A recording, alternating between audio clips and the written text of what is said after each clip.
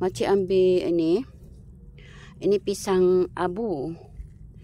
Pisang abu. So makcik nak tanam supaya dia menjadi lebih banyak.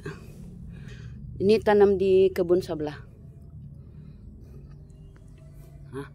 Dah banyak anak dia. Ni pisang abu juga ni.